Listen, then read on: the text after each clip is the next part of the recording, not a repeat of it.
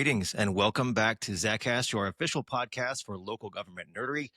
I'm Chad, that's Pat, and today we're back to the legislative session that's going on right now. Pat's got some updates. This is not something that I can keep on up with, so I rely on Patrick to feed me, and he's going to feed you as well. And then we might talk a little bit about some AI machine learning stuff that we're working on, and just let me nerd out for a little bit if we have some time. So, Patrick, let's start by our normal method of starting, which is where I just ask you how you're doing.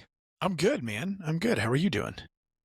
Pretty good. You've been traveling a bit lately, huh? Been on the road. I was in Scottsdale last week, right? And We got the team in St. George right now too, don't we? we've got the team in St. George, Utah for the Utah Management Association and like a mid-year get-together, I think, of like the municipal league there. We were at the Alliance for Innovation conference. If you don't know anything about AFI, pretty cool organization. I would say it's like a case study conference where different cities come in and kind of talk about some of the cool things and cutting edge things that they're doing. So I got to see quite a few of our clients present, which was cool, presenting some really cool things, a couple of them using data from our system to do that. I would say using our system to clean data so that they can use the data in a different way, which was kind of cool to see. So I really like that. Give you any ideas for things we can incorporate or no? Yeah, I mean, City of Fort Worth did a presentation specifically on how they are analyzing their future bond for 2026.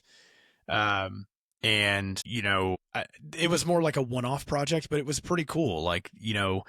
They traditionally, you and I are ex-Fort Worth employees, so we know that traditionally the bond process in Fort Worth is basically each department kind of makes their list of projects, and then you have like this very heavy political process inside of City Hall to try to get your projects to the top of the list so that you can get to whatever bond amount is going to go to the voters. I think in this case it was like $800 million. I can't remember the exact number, but I think they were looking at $800 million in bond projects, a GO that's going to go to the voters. We traditionally would work with departments and, so like parks would come in there and be like, well, these are our top 5 priorities. And they would try to make their priorities more important than maybe transportation's priorities, so forth and so on. It was kind of cool to see how that process has changed using data and data analytics and where those projects are going because of where data is driving it. So there was this really cool chart that they showed in the presentation where they basically use the old process and then use the new process. And they showed the difference between the rankings between the old process and the new process. And they've got a lot of department buy-in, but at the same time, their priorities in the analytics process were significantly different than maybe the political priorities of each individual department. So that was fun to see. So this is kind of the departmental process, and they're going to put these priorities forward, and they still have to go through the city council process where council's going to look at those priorities and say, okay, yeah, we think there needs to be some adjustment here. For lack of a better term, it's all kind of an algorithm of how they put that together, and they've kind of gotten all the parties to agree to what that algorithm should look like. And so they have like a staff starting point, and now they're going to go through their council process. So I thought that was pretty cool. That was a really cool project. I saw the use of camera systems on trash trucks for code enforcement, not necessarily to automate the code enforcement, but to maybe better direct code enforcement officers on where they should go. I thought that was a very interesting project. I think the libertarian in you, or maybe me a little bit, was a little, I don't know, the use of cameras driving down a street on a city vehicle and that being public record to me was just, was a little scary. And how they were doing that. I think our rules, it was a city outside of the state of Texas. I think our rules in Texas are a little different on how we have to hold on to that material. But that was kind of cool. The use of AI to identify high grass or graffiti for graffiti abatement and, different types of things there. So that's kind of the cool thing of AFI, though. It's like all these cities are doing these things, and it's a good spot for you to kind of go for 2 to 3 days and just listen to all of these different case studies and see what's happening in other areas and what innovation is happening. So very different than any other conference somebody from a city goes to, which I thought was cool. So yeah, that's kind of my road show lately. So they're using computer vision to check for, are they using a language model, just sending pictures to ChatGPT and saying, is this grass high? Or are they actually using a custom computer vision model that can that can pick Yes. that stuff out. So they're using a company that has built a custom model for this purpose, specifically for code enforcement, like crime prevention, things like that.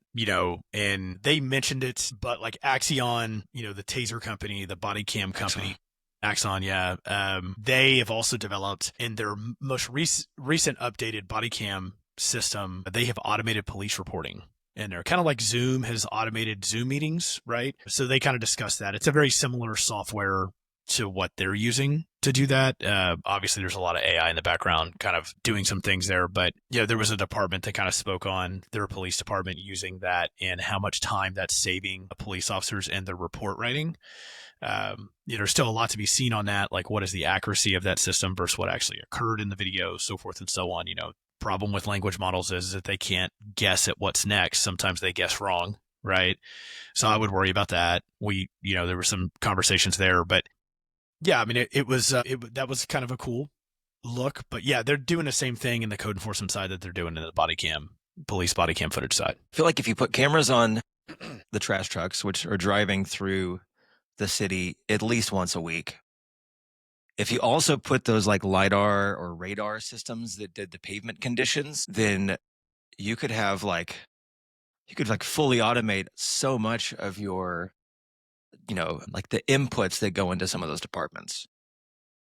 Like, there's a new pothole here at this particular place. Go fix it. Yeah, I think when I drive through a city, sometimes I judge a city based on its cover, like graffiti, trash, how neatly kept medians and right-of-ways are, things like that. And there's some people in the career field that are very like gut driven for that. Like, we need to focus in this area because we're seeing these certain, it's the broken glass theory, right? Or shattered windows, broken windows. It's one of those things. Broken windows, yeah. Broken windows. There we go. One of those combinations of words. One of those combinations that we learned in grad school.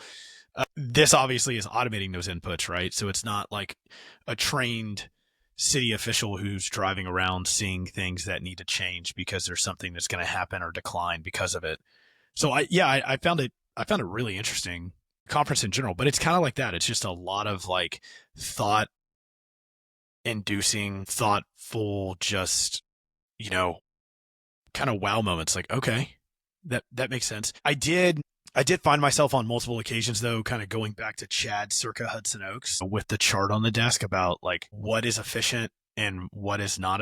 It's some of these cities are spending a lot of time to automate things that maybe are quicker not automated. So I did question some of that. Don't want to call those presentations out, but I thought those were pretty interesting. But it is cool to see that culturally things are moving the way that we would love to see them move, just from a standpoint of if you can have high level support and you can have creativity, you can get a lot of efficiency just out of the creative side. And to see governments, specifically local governments and city manager form of governments, move away from because this is the way we've always done it and do it very willingly is pretty cool to see. And that's the coolest part about the AFI conference to me is it's like a room full of people who don't really care about how we did it in the past. That's not a confining variable like it is in most communities, right? So we're at a inflection point of change. And I think some of these cities stepping up and understanding that change can be good for them is it's cool to see. So cool, man. Hopefully I'll get to go to one of those one day. Yeah. I mean, I don't know where AFI is next year. They also do they technically call it the TLG conference if you're like looking up the AFI, but that one's the TLG, which is their bigger conference. They do some like smaller conferences as well. And then ironically, we did the UNT MPA conference on Friday of last week. And the director of AFI, Troy Riggs, was the keynote speaker. So literally Troy and I were in Arizona together and flew back and we're right back into the UNT conference, which I just have to say, so good to see everybody at the UNT conference. Such a cool environment. We brought an outside vendor with us this time, somebody that we've gotten to know in the California market, just to kind of get a feel for, okay, this is what we do and this is what we financially support. For folks that don't know, most of our clients know because we talk about it, but for folks that don't know, like Zach in general financially supports two things: the growth of their career, like MPA programs specifically, and we love assistance organizations. And so if you're one of those, reach out to us. It doesn't have to be UNT, doesn't have to be our local assistance organization. We try to support all of those folks. That's where we feel like our money should be given so that we can grow the actual career itself, because for two reasons. One, we love the career. And the second one is just straight up selfish. If we don't have really great, smart people, they can't use our products. So, Or they won't use them. Yeah. or they won't use them. Right. And so we need to continue to encourage the growth and development of the professional sector within city government, city management. So really cool to see all those people in the room and to bring that vendor and for them to be able to see the culture that's been built in Texas within the city management community. I think you would see the same thing at UTA. You'd see it at UTD. Obviously, you'd see it at Texas Tech, or even, my undergrad at A&M or U of H. Like, we have some really great MPA programs in Texas. Did I miss one? Sorry, what was that? Yeah. So, but so cool conference, man. It was a lot of fun. You want to jump into legislation? Let's dive in. So it is officially Wednesday, April 16th at 10:14. The Texas House has just opened on the floor at 10 a.m. and they are slackers, man. Slackers. They are debating vouchers today. I bring this up for a couple different reasons. Educational vouchers is the big political issue in Texas. It's also what will possibly stop almost all other legislation. So we don't know what this fight's going to be like today. The bill has already passed the Senate. It's gotten through committee in the House. There's, I would say, until about 3 or 4 weeks ago, when polling data started to show that vouchers were losing momentum and losing steam, I think everybody assumed that vouchers were going to pass and it was going to get done as an emergency priority, and then it was going to move on. It's taken a little while to get where we are right now. The voucher bill has not changed from the Senate version that we kind of talked about early on, or maybe like right before the session started. It is a bill where you would be able to take a kid to private school. They're going to give you $10,000 to take and go there, which is interesting because we typically on average fund public schools at about $6,500 per student, depending on what district you're in. It can ebb and flow. So it would actually give a little bit more money to the private school side. The proponents of the bill would tell you that's because school districts have a tax on INS for facilities. And so that's the difference, is that, they're making that money on bonds for buildings and schools and so forth and so on. And so private schools deserve a little bit more money because the other side of the equation would say that's foolish. They should be able to make it on what they make it. It is what it is. So look. Curious if the average INS rate is 50% of the O&M rate. Yeah, I don't know. I doubt it, right? Because like the INS rate of school districts is usually like 90 cents. It's pretty high. The M&O rate is usually 90 cents. Let me correct that. And let's be very clear.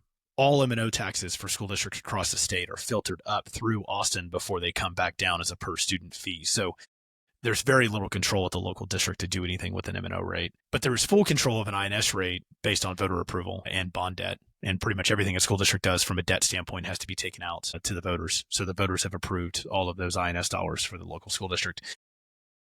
All that being said, I've been very outspoken. If you follow me on Facebook or LinkedIn or anything like that, I've been very outspoken that this is a fiscally irresponsible bill that we won't be able to afford. We can't educate, 1% of the population with 10% of the cost of public ed. Like the numbers don't make sense. And so there's a lot of questions about what the cost of this program is going to be. And there's going to be quite a few amendments that get introduced on the House floor is the thought that's going to be there. The biggest amendment that's going to be argued, and I think it's important to note, the Quorum Report, Texas Tribune, there's been lots of articles about this, that the governor was going to meet with the House early this morning to basically tell them that it would be unconstitutional for them to call an election on vouchers, because that is an amendment that has the support of 85 representatives, which would be enough to pass in the House. And the thought process is that, look, we shouldn't do this unilaterally. The polling numbers are not great.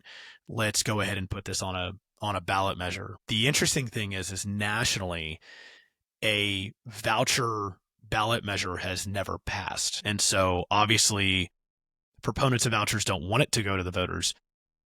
I find this to be like a bad umpire, right? Like an inconsistent umpire, because the Texas Legislature right now is really pushing for all debt at cities need to go to the voters. Any type of tax increase, regardless of the 3.5% revenue cap, should go to voters. But when we're going to go spend $1 billion this year and $11 billion over the next 4 years with this new program, yeah, we just don't really need to go to the voters like that. And I think, Does that surprise you? it doesn't surprise me, but I just wish that our politics were more consistent. I feel like when you and I were in our undergrad and in graduate school and significantly more politically active than we probably are today in local campaigns and things like that, I feel like we had a more logical consistency about how we felt, right? I feel like populism injected into local politics has really created a level of inconsistency that would get any MLB umpire fired for balls and strike calls. And so, it doesn't surprise me because of where we are from a national political standpoint, but it kind of is, we are where we are. Does it surprise you? No. Okay. No. The only thing that's consistent is the inconsistency. So, it's a very like poignant argument. Like, oh, hey guys, you're saying this over here and you're saying this opposite thing over here, but it doesn't matter. They'll just do what they want to do. But so, like, bring this back to, I guess, the city side. Yeah. So I think the important. Why are we talking about this so much, other than it's just like the biggest issue that's facing Texas politics right now? Yeah, we're talking about this specifically because it could be such a fight that it basically grinds the legislature to a halt. Crowds everything else out. It becomes a big argument. And a lot of the local bills, one of the threats the governor has made is that anybody who signs on to this take it to the voters approach, he is going to veto all of their local bills, right? So any type of special bill that you're trying to get passed, whatever that may be, he's made a pretty blatant threat. So far so that his, I would say, chief of staff over the voucher issue actually said he was caught on a hot mic saying maybe we've lost all of our gubernatorial decorum, right? Wow. We've gotten to a point now where really, really, really conservative legislators that believe in the will of the people are going to be penalized because they believe in the will of people, right? And so the reason we're talking about it is because the injection of funding and money that's come into politics, it's about $12 million of money that came into this politically to get this to become the forefront of Texas politics in this session. And two, it's going to have an extreme impact on what happens from here on out. So I want to talk about a few other bills that are kind of on the movement, but understanding that vouchers could really derail a lot. On the back half of that equation, the Democrats have said, if this bill does not get the amendment to take it to the voters, then they will not vote on any constitutional amendments, which is going to really create some issues because there's some really big Republican reforms that are very popular with the voters that have to go to constitutional amendment. More stringent bail reform measures, criminal penalty measures, a lot of things in the criminal justice side that are required to go through constitutional amendment and go to the voters. They need the votes to get there, right? And so, and you need those 85 votes. They can't get there by themselves with just Republicans. And so if the Democrats do hold out on that, there was a letter signed by 50 of them, which is basically going to get them 50 to 51, which is going to get them to the point where the Republicans are not going to be able to get those things on a ballot. So, and the lieutenant governor has popped back and said, we'll just call special legislative sessions. By the way, not his thing. He doesn't get to call those. That's the governor's office, right? So, yes, I think we, in Texas political theater, we have another historical moment in time, right? So that's kind of where we are. I think that's why it's important to talk about the voucher issue.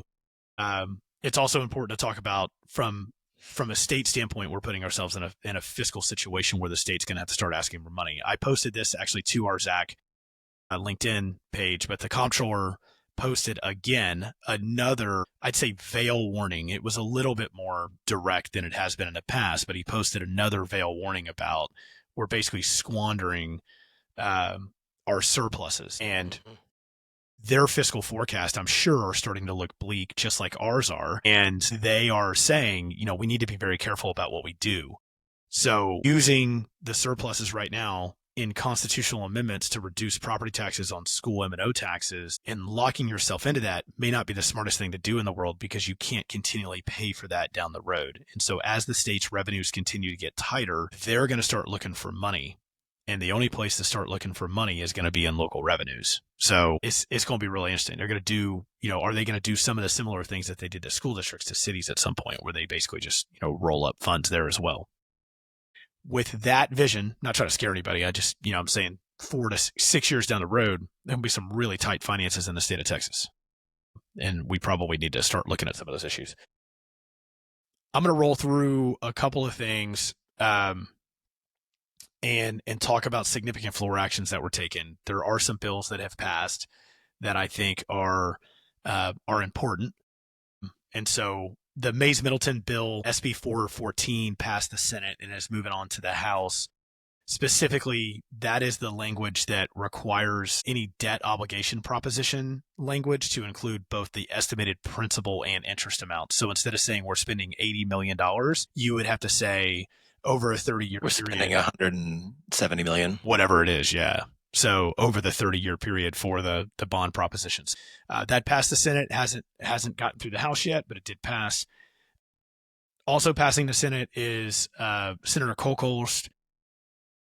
Her preempts the city's ability to obtain a license or permit of cottage food productions. I just thought this was funny because what cities are in the cottage food business? I would love if it's one of our clients to reach out. I'd love to know why you're in the cottage foods business. So I just thought that was goofy. Here's one for your dear heart. Senator Hughes, SB 673, allows an accessory dwelling unit in a single-family zoning or unzoned areas by right and prohibits a city's ability to regulate an ADU in certain ways. This bill applies to all cities. It passed the Senate. It's headed to the House. Chad's actually a big fan of this bill. I'm a little more restrictive in it, but it's going to be really interesting to see where that one lands. So my mom actually texted me about this bill the other day. Yes. She was like, "Oh, can you just believe this?" So I spent a little while trying to yimbyize my mom, but it didn't work. She had some comments about like, there's no room. I won't have if all of my neighbors put an ADU in there, I won't have any privacy and things like this. And I'm like, well, like my office is basically an ADU. Like it's not that bad. And I was like, also, you're getting up there in years. Lots of older people build these things so that they can either move into them and then rent out the house or rent them out in retirement for some extra money. Lots of people build them for they're called mother-in-law suites, right? Lots of people build them so that their in-laws or parents can come and live with them as they get older. So like there's lots of good reasons and good social benefits for this, not to mention it adds housing. But her final comment was, well, where will they park?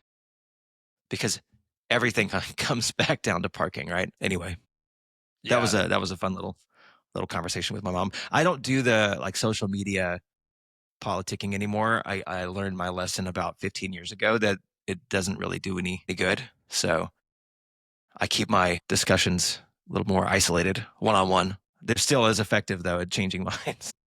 Yeah. So, I mean, I think that's going to be a highly debated issue, but I mean, I think that's going down, when I say highly debated, between city officials, but it's going down the same pathway as being able to, taking away the regulation of building materials. Right. I think that's one of those issues that could become very interesting. I question whether it's an actual issue or a concern. Like, does this pop up a lot of ADUs in areas? Obviously, college towns are very against this because it's going to create significant density, because that's a really easy market to make money on ADUs. But, to be fair, I have an ADU in my backyard. I don't rent it, but I do have an ADU in the city that I live in, and managed allows for ADUs of related individuals, but not for rental. So, so I think that's going to be an interesting change. So since the first ADU reform bill was passed in 2016 in California, over 80,000 ADUs have been permitted. That is a lot. So that's 10,000 a year. Yeah. But that's also a state that has 40 million people in it. Right. A significant housing problem. How many people does Texas have? 30 million. Okay. Yeah. Significant housing. But Texas is being squeezed housing as well. I mean, we sprawl, don't get me wrong, and it is easier to develop in Texas than it is in California. There are lots of podcasts out there for people to listen about how the ADU stuff has gone on in California. there's lots of conversations to be had there if you're curious. But once again, my statement stands true. It just seems like we're a few years behind California. So we don't like to say it, but we do get a lot of ideas from their legislature on what we do in Texas, even though they're different parties. So it's something that we're looking at here in Texas. And I'm actually, I think this is one that is going to pass. I think it's going to get through the House pretty easily. So I think we're going to see that one come through. The other one is SB 1209 passed the Senate, which eliminates the May uniform election date. So the typical local government, some cities are or have moved to November already, but the typical local government and school district election date of May, they're looking to eliminate that and move it to other elections. So I think that's pretty interesting. I actually think this is detrimental to local campaigns, because I think if you're on the November date, most of those campaigns are going to be overshadowed by larger political happenings. So it's going to be very difficult to understand what's going on in your local campaign and the things that are. But you should get more turnout, though. Yeah, you're going to get more turnout for sure. So but are those more people voting, but they have less information about what they're voting on? It's going to be a less informed voter in November than it is in May. And I personally think that's a mistake. But hey, to each their own on that one. So talking about things that are moving through committee, one of the ones that I want to talk about is Jeff Leach, House Bill 762. And there's also a Senate bill companion, limits severance pay for city employees to 20 weeks. So city managers, if you have a contract that is longer than 20 weeks in severance pay, this bill would obviously change that. And so it would limit that 20-week pay. Was voted out of the House Intergovernmental Affairs Committee. Little bit of good news on this one, because I think this is a terrible bill. I don't know why we're preempting local officials and their hiring practices. I think it's going to push some people out of the career field. In my opinion, it's probably not a great thing. But there is a Senate bill companion to that one that was left pending in committee, always a good thing. And so, maybe, well, let me double check that. I'm pretty confident I saw a Senate companion that was left. Let me make sure I was right on that. I'll gladly just edit out this dead air. Yeah, sorry, bud. I'm going to check the bill site real quick just to see where it's at. Sorry, yeah, the one that was limited was, it wasn't a Senate bill, my bad. There was another House bill by Representative Bell, House Bill 4317, that would have just addressed executive employees of a political subdivision. But the Leach bill is for both executive employees and independent contractors. Some cities hire their managers as like an independent contractor or a contract employee. So one was voted out of the Intergovernmental Affairs Committee and the other one was left pending. So it's like they're attaching to one horse, but it is not yet gone to the floor or moved over to the Senate. And we're getting pretty close to deadline time. So we'll see if that one makes it any further. But it is interesting that they're going after that. I would love to know the backstory of why that occurs. Yeah. Anyways, that is the wrap up, man. Good luck on the edit right there, Chad. Sorry, there was a lot of dead air there. We use a new platform, and it does AI cuts. So, like my effort in editing these podcasts is significantly reduced now. So it'll be fun. Gotcha. What's the scuttle on the bill that would like totally change the warehousing for sales tax sourcing? Any news on that? I think that's the bill last time you said was pretty much DOA, but I can't remember for sure.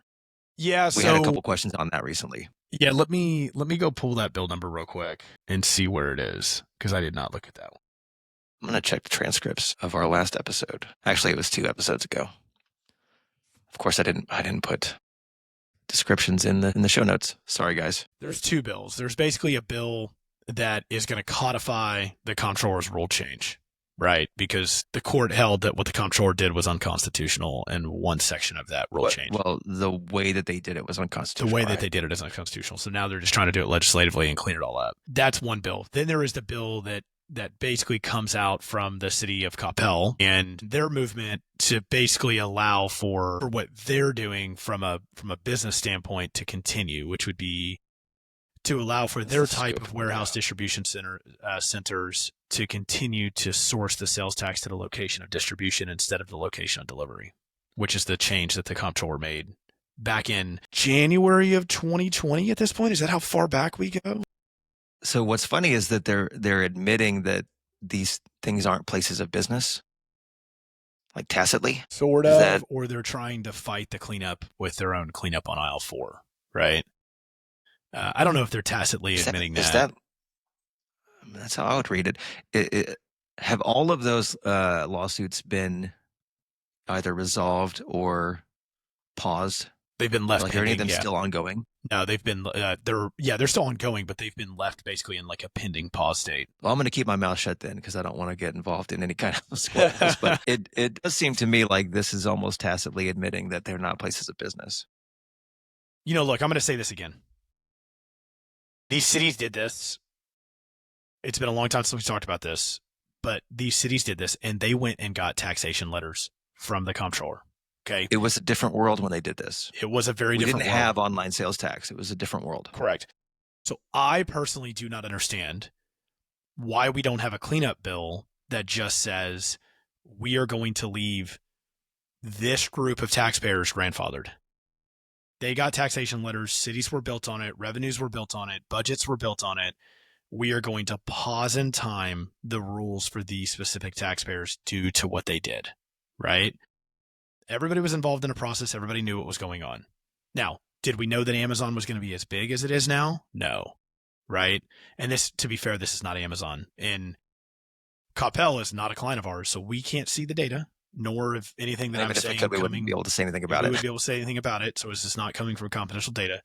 We do have a number of clients that are involved in this lawsuit, but the reality of it is I don't think what they did was right, the cities, right? But they have their own fiduciary responsibility to their taxpayers, right? I had a conversation with a city manager the other day who was upset at another city manager over ETJ releases and ETJ reforms. And I said, I know you want to be pissed at that city manager. I get it. But they have a fiduciary responsibility. So if you're leaving it open for them to go get that ETJ, right? And it's what's financially best for them, you can't harbor ill will towards that city manager, right? They have to ethically do what's best for their community, period. And I think that's what happened here. I just don't like it as a city manager of a city that would have been impacted by that, right? Then you have the other side of the equation, which is there are some communities that legit have business operations in their community that are impacted by these rules, where I think we're overreaching, right? I've said this before. Round Rock, Texas, Dell Computer. You cannot drive to Round Rock and not see the operations of Dell Computer occurring inside of Round Rock.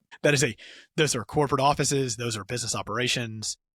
There's a lot going on there, right? And there's a lot of impact to that city from that employer. There should be some type of revenue stream there. So I think there are polar opposite ends to this equation. There are different lawsuits between all of those different cities as well for different reasons. But I just don't see why we can't use logic and say, okay, let's freeze that $30 million that Coppell claims it is, because that's their letter, right, that they gave. Let's freeze that $30 million that they claim it's going to be. And let's say it is what it is. That's the grandfathered amount of money, and move on. And I just don't think anybody can get there. And the legislators themselves can't get there because they represent the, political interest, but a little bit fiduciary interest of their markets as well. So if you're a state representative who represents North Dallas cities that are impacted by these distribution facilities, you're not exactly wanting to do anything to help Coppell, Texas keep their $30 million. Just is what it is.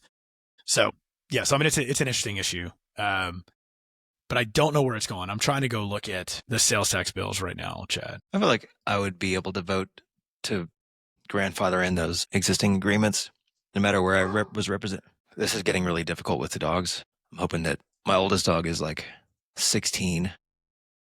Sometimes I feel like she's on death's door, but she's just like becoming senile and she's just barking at everything. How many dogs do y'all have right now? We have 5. Wow. So violating most city ordinance limits for the number of dogs. I live in the city, bud. I know, but I'm laughing. So, is there a limit on the number of kids you can have? You violated that one too, my friend. So, man, this is killing me. Did we not put it in the show notes? It's a 924, HB 924. I don't see any activity. It was referred to Ways and Means on March 6th. It's not been calendared, and we're getting. It just has nothing for a month and a half. Yeah, we're getting pretty slow. And then Mays Middleton is the other bill. He's just announced running for AG. He is running for attorney general. Is that 414? So, the 414 is the one where you have to state the interest cost as well.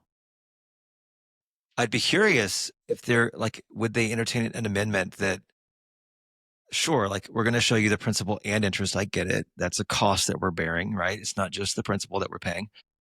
But what would be the estimated cost of these projects if you waited to cash finance them? Like if you instead of taking out debt, because we're taking it out because we don't have the money to cash finance it, instead we're going to save all this money, and then in 15, 20 years we have enough to do this project. Now, like, what condition is the road in? Is how much is it going to cost to build it or to repair it or whatever the case may be? Like, could you do a side by side comparison? Because there is a reason that we take out debt for things, right? Is to bring future spending into current dollars. Like, they should also probably require this on any kind of loan. Right. You get a mortgage, and that's obviously it does tell you, like, if you look at the amortization schedule, it'll tell you what you paid on it. But like, still, I get I understand why they're doing it, but it seems like petty. This episode is really going to test the ability of Riverside to edit. Of the app to do its editing. Yeah, sorry, I'm trying to find it, man. Not for you, because my freaking dogs. Oh, I'm not sure where it got lost. Crazy that the number of it's House Bill 134. Finally found it. The number of bills that were filed in property taxes nuts this year. Let me look. 144. 134. House Bill 134. It has been voted out of committee, and it has been sent to calendars. So it is most likely gonna make it to the floor. It did not. This is the one that's codifying. This is the one that's codifying the comptroller rules. This is the one that is codifying the comptroller's rules. That is correct. So it doesn't change anything really for cities that weren't involved or part of the lawsuit issues related to distribution facilities. So to give you a little bit more clarity on what the bill does, it basically would codify that a place of business of a retailer does not include a computer, server, internet protocol, domain name, website, or software. The sale of a taxable item is consummated at the principal business location of a small business permit holder with its principal business location in Texas of not more than 20 employees, and total combined gross receipts from the sale of tangible personal property and services less than $500,000 in the preceding 12 months. That is a new addition, right? To prevent do you remember last session, the lady who testified that owned like the jewelry store in, I think it was Pflugerville? I think that's what that one was. Yeah, I think so. Each sale of taxable item by a retailer other than small business is consummated at the place of business of the retailer where the retailer receives the order, provided the order is placed in person at the place of business of the retailer. The sale of the taxable item not covered in items number 2 or 3 above. Location and state at which the item is shipped or delivered if the possession is taken by the purchaser. For the sale not covered by all of those things above, the place of business of the retailer where the order is the place of business of the retailer where the order is received, or the order is not received at a place of business of the retailer, the place of business from which the retailer's agent or employee took the order operates. So it's a little bit different, but it's a little bit different. It looks like they're handling different. like phone sales correctly there.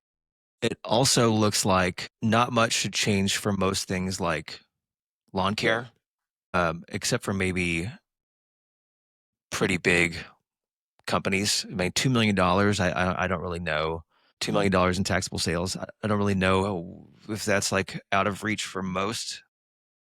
Probably would be like, how many lawns would you have to mow? 13,000 or so at $150. Right, but it's probably much. But it does not remove the existing tax code on single business locations. There still is that exemption in the tax code, and this doesn't specifically remove that. Okay. So, and then any city that has a 380 agreement that was dependent on sourcing, quote unquote, right, that would be able to continue until December 31st of 2030. So it does provide that. So a 5-year window. Surprisingly, I've talked to a few of these cities, though, and a lot of them don't have incentive agreements tied to those users. So, yeah, I was surprised by that, too. So, one of those communities was have been the incentive? And we had this conversation. What was the incentive? What was the incentive for the business then to do that? I think in some cases they didn't need an incentive because the location was so good, being centralized, especially in a DFW market. And in other cases, I think the incentive has already gone away. It was like a 10-year deal and it's past the 10-year deal. So it is different. Like there are more considerations put in this than maybe the comptroller's rule had in there, which to be fair was something that you and I were pretty critical of with the comptroller's rules, that it didn't take into account some normal operating business operations. But yeah, that's where we are. That's what it is. So, and that, folks, is the legislative update. Good luck cutting that out, Chad. Thank you. I'm looking forward to the editing process. So let's get into your nerdery now. Let's get into my nerdery now, real quick, because we're already at 52 minutes. We're at 52 minutes live. I have no idea how long we'll be into the podcast once it's edited. So if it's like 40 minutes, then just bear with me here. Okay, so last week, you talked about the UNT conference. It was all about AI, which is kind of crazy because like just a couple of years ago, we never would have expected to have an MPA conference focused on AI, but here we are. So as part of the as part of the process of like prepping for the talk I gave, like I did a lot of demos in my talk because the topic that I had was like AI 101. So like, how does this stuff work? And why does it work? And so I didn't want it to just be like dry, me talking in front of people, but so I wanted to have like interactive things. But the process of building all those things kind of got the creative juices flowing. And so we obviously have Gavin in our data science sort of like team that's growing over time, that's much more well suited to do these types of things, particularly on the machine learning side. But I just want to report to you, Patrick, I did successfully build my first neural network over the weekend, and it was pretty cool. It's not going to be like a final product because I've already got lots of different ideas about how to make it better, but it does work, and it's pretty neat how it all works together. This is for the cuisine. Is Yes. This what this one is? Okay. What's funny about this is that I think there will be other applications beyond the initial purpose, but the initial purpose was, can we build some kind of machine learning model? So right now, when we import data, we are tracking the next payment to determine if that is anomalous in some way. But we're not looking yet at the broader payment history of the taxpayer to see if it's anomalous relative to its peers. And so that's kind of that's the next step, is let's expand it beyond the next payment coming in and look at the bigger history. And to do that, we really need to build models for different types of businesses. We can't just have like one global model because there's so many variances or variables. So I wanted to start with restaurants. And, as I'm kind of like working on the feature list for the things that we're going to be modeling, one of the things was cuisine, right? Because different restaurants based on their cuisine are going to probably have different patterns that we want to isolate. And so this first iteration, I pulled like 1,400 recipes from allrecipes.com, and I classified them into a cuisine. And then we extracted all of the ingredients and built this like vocabulary of ingredients, which we then, we coded those. We used a model to code the semantics behind those ingredients so that you could do a similarity search on like Greek olives and you're going to get like feta cheese and other things that are like in the Greek cuisine, which is really kind of cool. So then the neural network itself takes all of this and creates a new model on top of that classifies the cuisine based on the ingredients. So not only can you take a list of ingredients and find the cuisine, you can take one cuisine and find similar cuisines. Okay. So like if you're looking at Japanese, it's going to pick up Korean and Vietnamese and Chinese and things like that as like the closest counterparts, right? So it's pretty cool. The biggest problem with it is that the way that it's built is I hard-coded the cuisines into the model, right? So like I could have easily just built a little graph saying these cuisines are similar and these cuisines are similar. So when a business gets tagged as this cuisine, like these are ones that are kind of similar. And the idea here obviously is, at least one of the ideas is that if you are, say, trying to model a development and you know that you're going to have this type of taxpayer, Well, we can't give you data on how much that taxpayer is generating across the state because it's confidential, but we can find other instances like within that cuisine, right? And then even filter down to price point and atmosphere and things like that. So like this is kind of overkill if we're going to be hard coding the cuisine. So the next step is to actually take menus from actual restaurants and create a model that will learn from those menus and build its own cuisine classifications. So I'm excited about that next step. And then taking that same concept and applying it to our retail stores so that we can find stores that are similar, especially for like smaller stores where, it's not a national chain. But if we can pick out a few of the items that they're going to sell, then we can find other stores that are similar to it across not only the state, but across the country. Okay, so to the economic developer, to the city official that's working on budget or finance or things like that, like what is the real life expectation of what this is going to bring to their world when we're able to do this? Well, I think that first use case I mentioned is probably like the initial reason why we considered something like this, right? Right. I want to have just a suite of tools running all the time to enrich the data that we get from whatever, Comptroller or CDTFA or, wherever we're getting this data. We want it to be supplemented with additional data points so that we can connect things together and provide you with a richer just experience with your analysis. But the initial use case was, hey, because we get this all the time. Hey, I'm getting I'm recruiting this particular business. Like, how much are they going to generate? Well, like, depending on the data that we have, we can maybe give you an estimate and a range. But there are a lot of cases where we either don't have enough instances of that one taxpayer, or maybe we don't have any, right? Because it's something local or whatever the case may be. But if it's 2,000 square foot of Italian cuisine, we would now be able to give you an estimate of that regardless of who the brand was. Is it Sicilian? Is it Northern Italian? Is it Tuscan? Like, we can start to get really granular in terms of those estimates. And to kind of give this, a lot of our clients, I don't know, do we even show this on the public side? So if you go in our system and you look at like Walmart, I know on our side, this may be a beta thing that may not be visual to everybody, but I know on our side, we can see in the Walmart taxpayer area, there's on the right-hand side, there's an area that says also located near or something like that. I need to look this up specifically, but frequently located near. Yeah, frequently located near. And for like an economic developer, it'd give like 5 or 6 other users that we see around Walmarts within our system and other areas, right? Or throughout the state. It's kind of a globalized push and it was like one of the initial things that we did.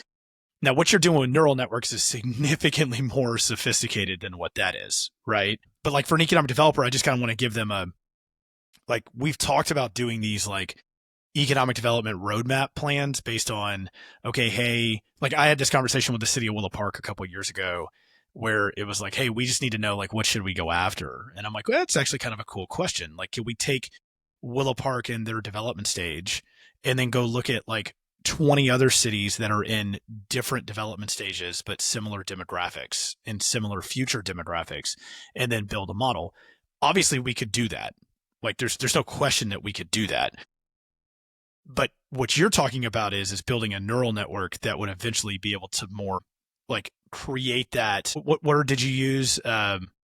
Provide like nourishment. What did you or enrichment? Enrichment. Yeah. Sorry.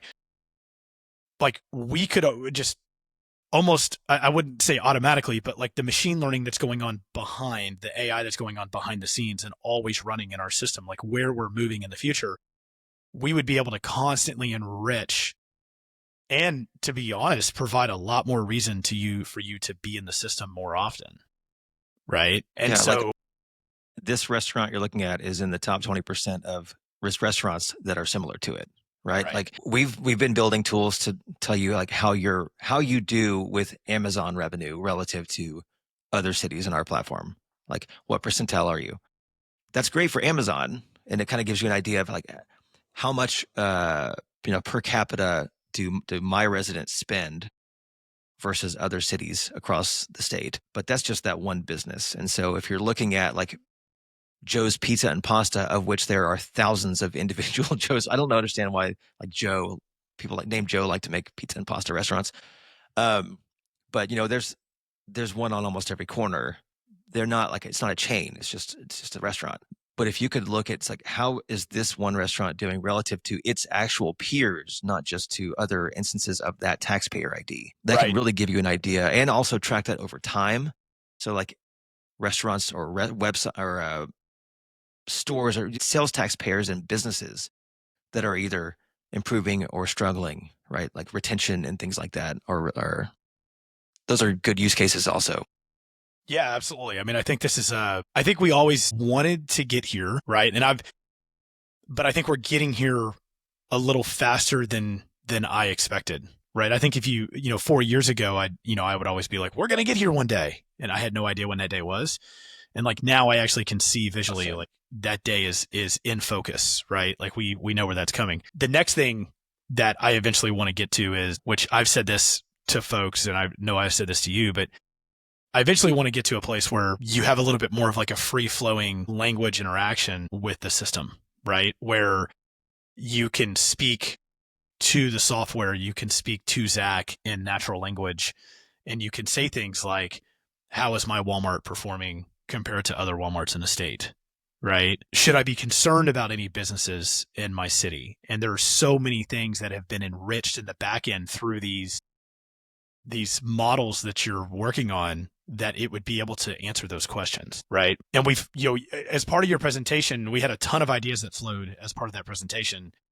But, one of those things was, we got a great idea for how to build some of this. Because the biggest concern that we've always had is, right, and I'm just going to say this out loud on the podcast, the biggest concern we had is the use of AI is sending confidential data to an AI source, right? Now, whether that's OpenAI, we would never consider sending something to DeepSeek, like DeepSeek's open source, but yeah. Yeah, you see what I'm saying. So you'd have to either find a provider or run it yourself. Correct. But talk about that. Talk about from a city perspective, the ability to kind of sandbox systems and what that means from a security standpoint for us and for those cities. So an interesting point that was brought up at the roundtable was each chat that you're engaging in with one of these language models, that's a record that you're going to have to retain, or at least it's going to have to go through your retention analysis and you have to decide if it needs to be retained, right? And so what do we do there in terms of like using a commercial language model like Claude or ChatGPT or whatever? Can we instead host our own language model internally, like crank up a server, get a couple of GPUs and run an open source model? Like Facebook has a really popular open source model called Llama. Lots of people are putting out open source models. You can use them. Some of them are good. Some of them aren't as good, but then you can control it, right? The problem with that is you need to have at least a little bit of understanding of how to run that server. And also, is that server or is that model that you're using going to be out of date in 2 weeks or a month? That's the bigger issue, right? Yeah. Is that piece. So how are you constantly following and updating versus just using a commercial platform and, they do that themselves? So there's this balance between those two things. You obviously can control more of the retention. Also, you have better privacy if it's your model. And so one of the things that came out of that is that I think we have now figured out our roadmap for utilizing a language model in a sensitive and secure environment where we can generate content now based on confidential data, and we are confident that there is no problem with retention by a third party or leaking this information out into future training sets or things like that. So that's exciting because there's a lot of stuff that we can do now already, but there are several things that we really want to do that we just haven't been able to yet because we cannot send confidential data to Anthropic or OpenAI or whoever. And to be fair, because I'd love to give people a glimpse into like how we think and come up with ideas and how we, like the way our entrepreneurial minds work. We're sitting in this, you're on this panel, right? I'm just a peon in the back. You're just the heckler. Yeah. By the way, a hard time. Being made fun of because Chad generated pictures in his presentation of me on the constant. But it was me. And on one of them, holding a guava. You were, the guava dude. This relates all the way back. I'm called the guava dude internally, folks, because I didn't recognize a guava. It wasn't actually a guava. It was a lemon. Okay. The joke was you were like, "What fruit is that?" And I said, "Guava dude." Yes. And then Allison said, "You're the guava dude from now on." From now on. And I'm doing my damnedest to make it stick. It's trying. It probably, I think it's kind of stuck at this point, but it'll work. Holding my guava that I don't have in my hand. But anyways, but I want to talk about this because we have been, 6 months now? It's been a while. Like, we have been talking about how do we do this? We know what we need to do. We know the things that we need to build. There's so much innovation that's happening, but we kind of know, like, in our mind, like, wireframed what we need to do, right? But we didn't know how to do it, mainly because of the confidential data. And we couldn't, we know that we weren't going to go build our own system, right? So we're sitting in this room. There's this round table that you guys are having. It's awesome. This panel discussion. Y'all are doing a great job. The CTO, right, of Louisville, Texas. CIO of Louisville, Texas is on this panel.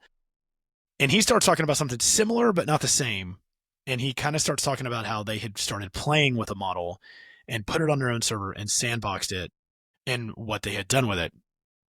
And without knowing it, you and I had the same thought at basically the same time. And so I'm driving home from Denton. You're driving home from Denton. I pick up the phone and call you. And I say what my thought was. Is this possible for us to do this? From the idea that he was kind of giving, I kind of took what he said and I was like, I wonder if we could stretch it to here. And I call you and I ask you that question. And you're like, dude, I had that same thought. Like, in that moment, same time, same place, same thought. And like, we're like 5 days out from that. And now we know, like, we can do it, which is cool. It's like really, really cool on how it's fast also cool things because we move. rarely have the same thoughts. Like, we coalesce to the same place, but we Right. rarely start at the same place. That is true. That's a really, really, like, true statement. Very fair, right? Would you say that I typically reach? I typically in a reach guy, and you typically are the bring me back down to planet Earth guy? I think there are times, I think, when we both fill that role. Okay. In some areas, you're extremely creative, right? Thank you. Mostly you're probably more of the reacher, but I think that's probably because there is, I'm sorry, I'm letting him bark. I think part of that's probably because when you don't have as deep a grasp of what the tech can do, then you're not limited by that understanding, right? So, like, I work in this stuff a lot more frequently, so I have a little bit better understanding of what we can actually do with it. Whereas since you don't, like, you're not limited by that constraint. And so you also are a lot more in the weeds with our clients, and they're asking you random questions, and you're like, oh, I wonder if we can do this. Whereas a lot of my interaction is like customer support, sometimes random questions about, tax law and things like that. They come through the support channel, but I'm more on the building the product side, and you're more on the, like, let's answer questions and see if there needs to be some kind of consulting thing, Right, that comes out of it. Well, taking that full circle, which is why I love that AFI conference, right? Because I'm going there looking at what cities are doing that is quote unquote creative now and thinking about, but how can we push the limit 10 years further, right? Like, what are we looking at way past there? I use the word reacher. I would say I probably push a lot too. I did that in management as well, to the point where I almost broke people, to be fair.